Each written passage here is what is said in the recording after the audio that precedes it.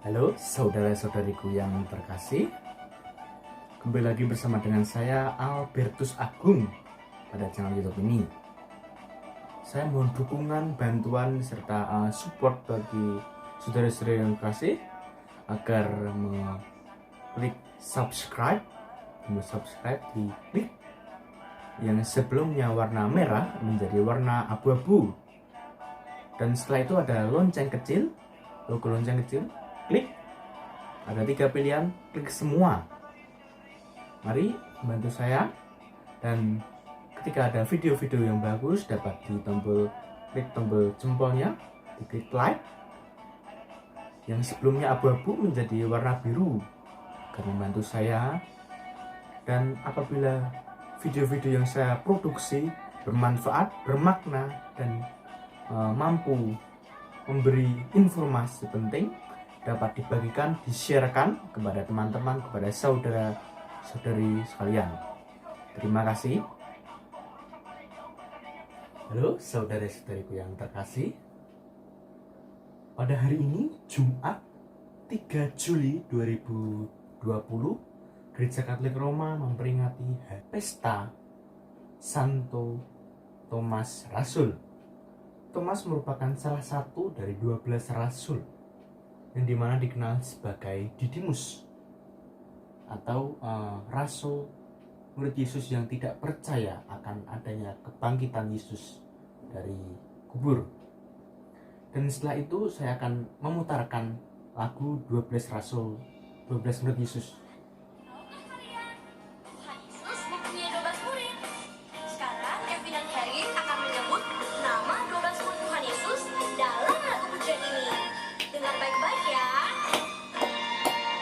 Simon, Petrus, Andreas, Yakobus, Yohanes, Filipus, Thomas, Yakobus anak Alfeus, Tadeus, Simon orang Selot, Matius, Bartolomeus, Yudas Iskariot, 12 murid Yesus.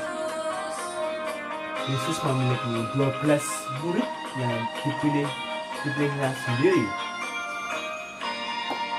Simon, Petrus, Andreas, Yakobus, Yohanes, Filipus, Thomas, Yakobus anak Alfeus, Tadeus, Simon orang Selot, Matius, Bartolomeus, Yudas Iskariot, 12 murid Yesus. 12 murid Yesus. Itu 12 murid Yesus. Dari lagu tadi, Thomas menjadi 6, urutan yang ke-6. Dan pada hari ini Injil juga menjelaskan mengenai kisah tentang Santo Thomas yang tidak percaya akan adanya kebangkitan gurunya sendiri. Saya akan membacakan Injil, diambil dari Injil Yohanes bab 20 ayat 24 sampai dengan 29. Injil Yohanes bab 20 ayat 24 sampai dengan 29. Pada hari Minggu Paskah, ketika Yesus menampakkan diri kepada murid-muridnya, Thomas, seorang dari ke-12 murid yang juga disebut Didimus, tidak ada bersama-sama mereka. Maka kata murid-murid yang lain itu kepadanya, "Kami telah melihat Tuhan." Tetapi Thomas yang berkata kepadanya, "Sebelum aku melihat bekas paku pada tangannya, dan sebelum aku mencucukkan jariku ke dalam bekas paku itu, dan mencucukkan tanganku ke dalam lambungnya, aku sama sekali tidak akan percaya." 8 hari kemudian, murid-murid Yesus berada kembali dalam rumah itu, dan Thomas bersama-sama dengan mereka. Sementara pintu-pintu terkunci, Yesus datang. Ia berdiri di tengah-tengah mereka dan berkata, "Damai sejahtera bagi kamu."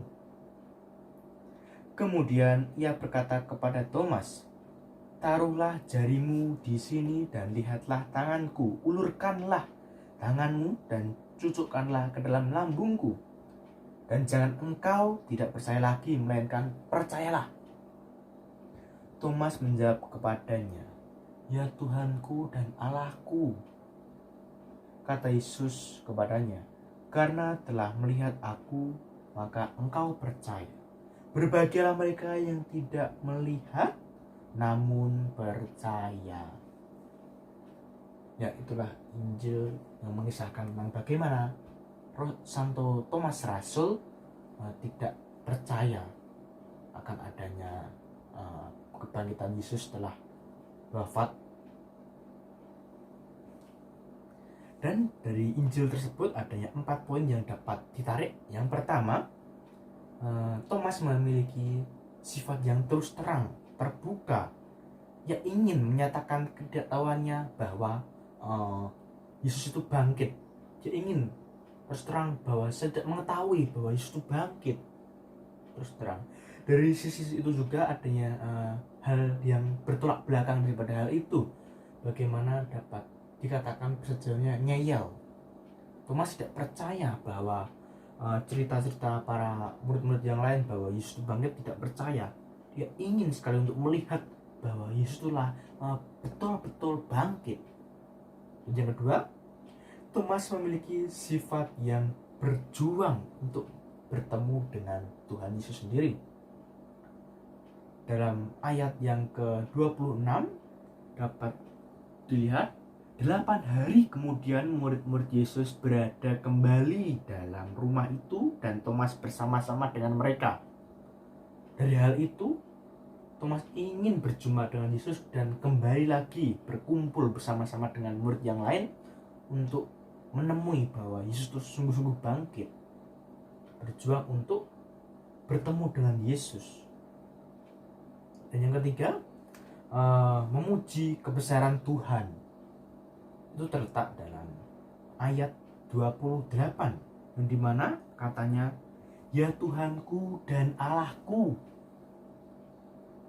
Dari sebelumnya dia tidak percaya akan adanya Yesus bangkit, gurunya bangkit, dan sekarang malah memuji kebesaran, memuliakan, "Ya Tuhanku dan Allahku." Dia menyadari sesungguh Yesus gurunya sungguh telah bangkit menjadi Tuhan dan menjadi Allahnya, jadi Allah kita. Itulah yang dapat dipermenungkan. Dan yang keempat, Tuhan Yesus mengapresiasi kita, umat manusia, umat Katolik, dalam Injil yang terakhir, dalam ayat yang terakhir, ayat ke-29, yang berkata, "Berbahagialah mereka yang tidak melihat namun percaya." Kita umat Katolik tidak melihat secara langsung, secara fisik bagaimana Yesus itu bangkit, bagaimana Yesus itu menjadi Allah kita, Bapa kita, Tuhan kita. Secara fisik tidak melihatnya, namun kita sungguh percaya. Dan Yesus mengapresiasi, "Berbahagialah." Saya pernah membaca KGK, tapi nomor Bapak saya kurang tahu dan kalimatnya saya kurang mengetahui secara lengkap. Dapat saya pahami, Katekismus Gereja Katolik tersebut ada membuktikan bahwa ketika ingin memahami, menghayati kebesaran keagungan Tuhan, tidak cukup hanya sekedar dengan melalui logika atau akal budi saja. Dan untuk memahami kebesaran, kemuliaan, dan keagungan adanya 3 hal.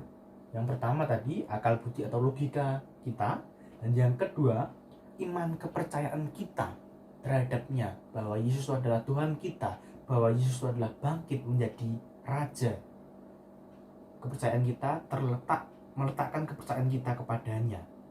Dan yang ketiga, pengetahuan tentang kitab suci. Kita harusnya memiliki pengetahuan luas mengenai Alkitab sendiri, mengenai Yesus sendiri, agar kita mampu memahami, menghayati kebesaran, keagungan, dan kemuliaannya. Sekian, terima kasih, berkah dalam.